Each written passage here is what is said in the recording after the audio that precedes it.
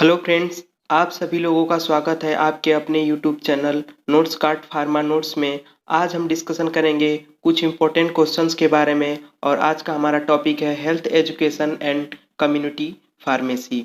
अगर आप हमारे चैनल में नए हैं तो फ्रेंड्स आप हमारे channel notes card pharma notes को सब्सक्राइब करें और बेल आइकन को ज़रूर दबाएं फ्रेंड्स।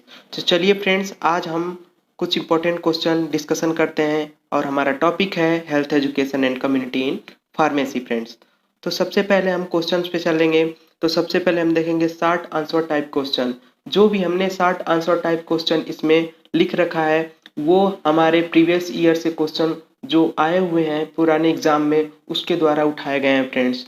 ये बहुत ज़्यादा ही इम्पोर्टेंट क्वेश्चन है। अगर आप इतना भी क्वेश्चंस का जितने भी हमने क्वेश्चन इसमें मेंशन कर रखे हैं आप उतने क्वेश्चंस का अगर अच्छी प्रकार से प्रैक्टिस कर लेते हैं फ्रेंड्स तो आप 80 टू 90% मार्क्स आप इसमें गेन कर सकते हैं फ्रेंड्स। तो चलिए फ्रेंड्स, हम क्वेश्चन डिस्कशन के बारे में बात करते हैं फ्रेंड्स। तो हमारा सबसे पहला क्वेश्चन है difference between the communicable and non communicable disease.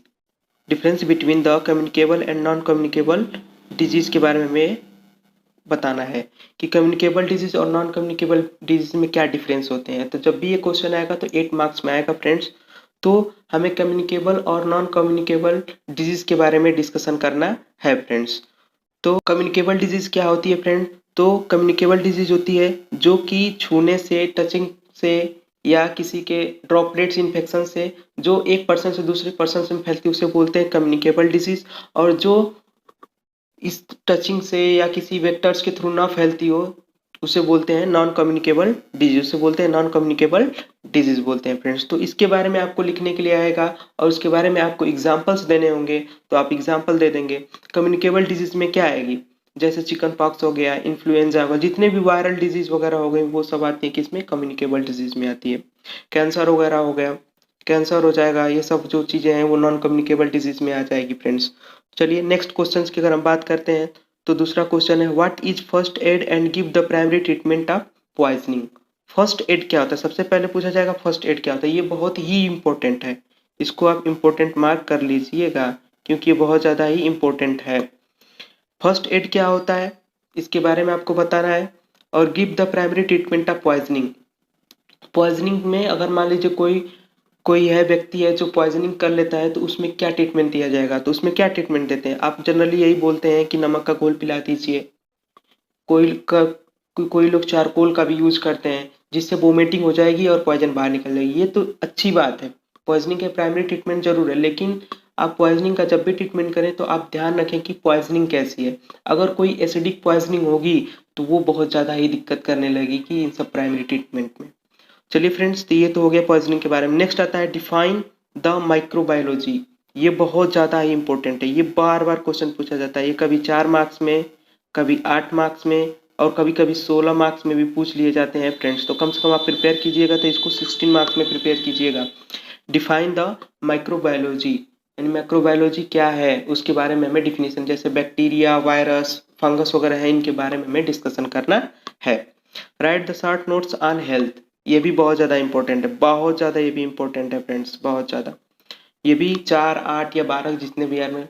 और हमें जानते हैं हेल्थ के बारे में कोई भी पूछ सकता है और हेल्थ के बारे में आप नॉर्मली बहुत कुछ चीज़ें लिख सकते हैं।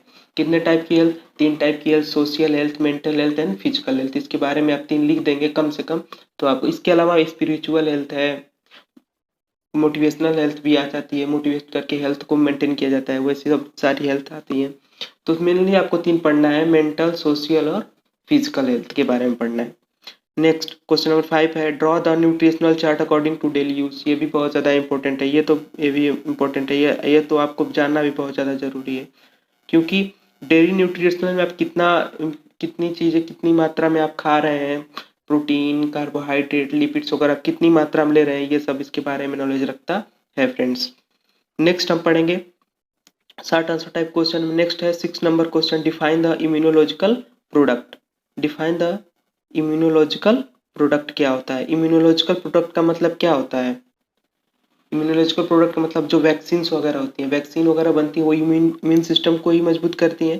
तो इसलिए हमें immunological product at there disease schedule. और उसका शेड्यूल क्या होता है? जैसे लेटेस्ट में आप कोरोना वायरस को ही देख लीजिए। कोरोना वायरस से जो भी मिलती वैक्सीन बन रही है वो क्या है, इम्यूनोलॉजिकल प्रोडक्ट है, वो हमारी इम्यूनिटी को बढ़ाता है। तो जो कोरोना वैक्सीन है वो हमारी इम्यूनिटी को बढ़ाती है। उसका शेड्यूल कैसे है, तो देख रहे हैं आप कोविशील्ड लगवा रहे हैं तो उसका जो शेड्यूल नेक्स्ट डोज लगने वाला है वो 84 डे बाद लगना है। कोवैक्सीन लगवा रहे हैं तो आप उसका डे आता है 1 महीने बाद आता है। तो इस प्रकार से उसके डोज को भी डिफाइन करना है। नेक्स्ट क्वेश्चन है define the epidemiology and it's scope. Epidemiology के बारे में हमें डिस्कशन करना है और उसकी स्कोप के बारे में हमें बताना है फ्रेंड्स। नेक्स्ट आता है what is water pollution, define the purification method of water. ये बहुत ज़्यादा इंपॉर्टेंट है फ्रेंड्स, इसको मार्क कर लीजिएगा क्योंकि ये बार बार पूछा जाता है और इसी में नहीं, इसको केमिस्ट्री में भी कई बार पूछ लिया गया है। तो क्योंकि केमिस्ट्री में भी वाटर का रोल है, कोलॉजी में भी वाटर का रोल है, इसलिए वाटर के बारे में पूछ लिया जाता है। वाटर पॉल्यूशन क्या है, वाटर पॉल्यूशन से हमें क्या नुकसान होगी, कौन कौन सी डिजीज होगी, इसके बारे में आप लिखेंगे।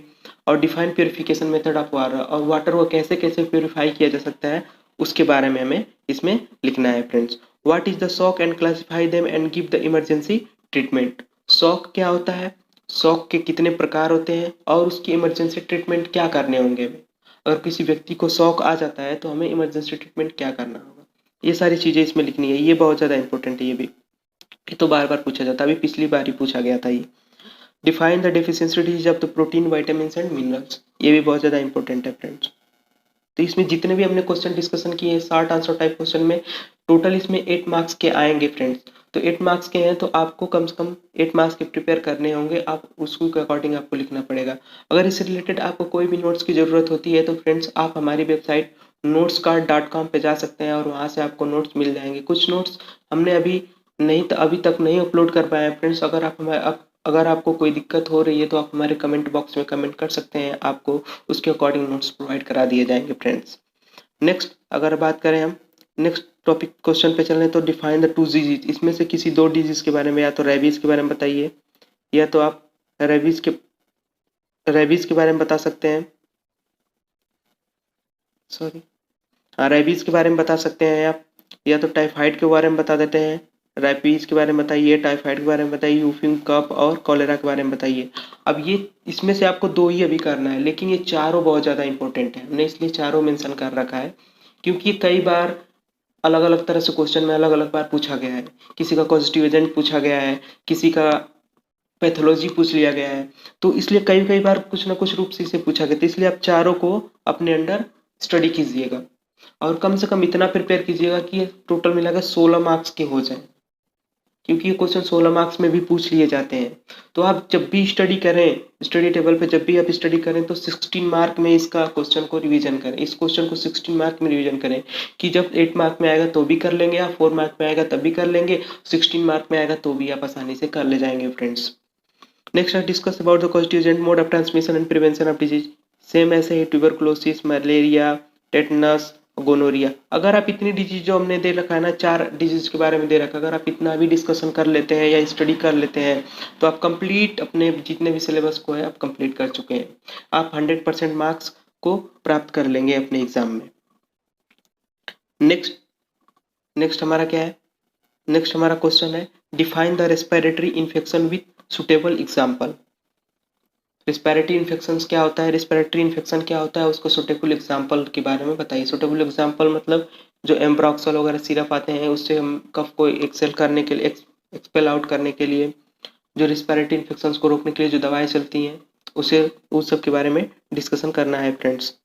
फिर नेक्स्ट आता है लॉन्ग आंसर टाइप क्वेश्चन में। लॉन्ग आंसर टाइप क्वेश्चन में हमें क्या डिस्कशन करना है, तो इसमें हमें 16 मार्क्स में एकदम 100% डिस्कशन करना होगा। तो सबसे पहला क्वेश्चन है define sexually transmitted disease with reference to AIDS and gonorrhoea. जो भी सेक्सुअली ट्रांसमिटेड डिजीज होती हैं, गोनोरिया है, एड्स है, उसके बारे में हमें क्या करना है, कंप्लीट डिस्कशन करना है। उसमें वायरस के बारे में डिस्कशन करना है, उसकी लाइफ साइकिल क्या होती है वो भी डिस्कशन करना है। जब आप पूरी चीज़ें अगर आप डिस्कशन करेंगे, पूरी चीज़ें आप डिस्कशन करेंगे तब जाके ये 16 मार्क्स में पूरा हो जाएगा फ्रेंड्स। तो ये बहुत ज़्यादा ही इंपॉर्टेंट, ये तो इंपॉर्टेंट है, इसमें इंपॉर्टेंट है फ्रेंड्स, इसको इंपॉर्टेंट मार्क कर लीजिएगा। Next define the indicator of the health and natural history of disease. ये भी इंपॉर्टेंट है। इंडिकेटर तो बहुत बार पूछा गया है फ्रेंड्स, इंडिकेटर तो बार बार पूछा जाता है, यहाँ पे कुछ भी चेंज कर देता है लेकिन इंडिकेटर बार बार, ये भी बहुत ज़्यादा इंपॉर्टेंट है। Next third, what is the short notes on family planning and demography, discuss different concept में। एक थर्ड जो क्वेश्चन नंबर थर्ड है, ये भी ये पिछली बार ही पूछा गया था और पिछली से पिछली बार भी पूछा गया था, ये कई बार पूछा जा चुका है, तो इसलिए बहुत ज़्यादा इंपॉर्टेंट है, इस पर आप मार्क कर लीजिएगा। ये बहुत ज़्यादा इंपॉर्टेंट है, ये 100% है कि इस बार एग्जाम में आ ही जाएगा। कंट्रासेप्टिव मेथड और डेमोग्राफी के बारे में आप जानकारी प्राप्त कर लीजिएगा। नेक्स्ट क्वेश्चन नंबर 4 है, define the primary treatment any two. इसमें से दो के डिस्कशन के बाद डिस्कशन करना है इसके बारे में। स्नेक बाइट्स हो जाएगा तो क्या करना है, कोई फ्रैक्चर हो गया तो क्या करना है, पॉइजनिंग हो गया तो क्या करना है। तो तीनों क्वेश्चन को कहीं ना कहीं इधर उधर घुमा के पूछता है, तो फ्रेंड्स आपको तीनों क्वेश्चन के बारे में नॉलेज होनी चाहिए, तभी आप आगे आप कर पाएंगे फ्रेंड्स।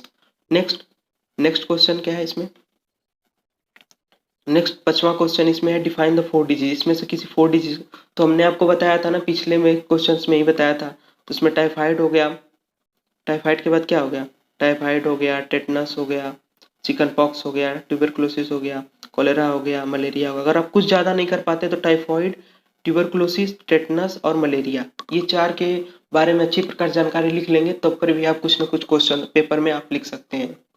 ठीक है फ्रेंड्स। नेक्स्ट क्वेश्चन नंबर 6 क्या है, define the water air noise pollution and discuss all purification method. ये तो बहुत ज़्यादा ही इंपॉर्टेंट है फ्रेंड, मैं इसकी इंपॉर्टेंस आप लोगों को बहुत अच्छी तरह से बता रहा हूँ, क्योंकि ये यहाँ पे तो लिखना ही होता है और environmental and management, disaster management में भी इसको कई बार पूछा जाता है, तो इसलिए ये बहुत ज़्यादा ही इंपॉर्टेंट है। इंपॉर्टेंट मार्क कर लीजिए और स्टाफ मार्क कर लीजिए इसको, ये बहुत ज़्यादा ही इंपॉर्टेंट होता है फ्रेंड्स। और इससे रिलेटेड जितने भी नोट्स चाहिए आपको, notes.com पे जाके आप वहाँ से नोट्स प्राप्त कर सकते हैं फ्रेंड्स। तो चलिए फ्रेंड्स, ये तो हो गया पूरे क्वेश्चंस के बारे में, और जो कि है health education and community pharmacy के बारे में। और हमने फार्मास्यूटिक्स फर्स्ट का क्वेश्चन अपलोड कर दिया है, फार्माकोग्नोसी के फर्स्ट जो भी क्वेश्चन है हमने अपलोड कर दिया है, एनाटॉमी एंड फिजियोलॉजी के क्वेश्चन अपलोड कर दिए हैं। आप उससे जितने भी नोट्स चाहिए रिलेटेड, आप notes.com पे जाएँ, वहाँ से आपको नोट्स मिल जाएंगे। और आप हमारे चैनल को नोट्स कार्ड फार्मा नोट्स को सब्सक्राइब करें फ्रेंड्स, और बेल आइकन को जरूर दबाएं फ्रेंड्स।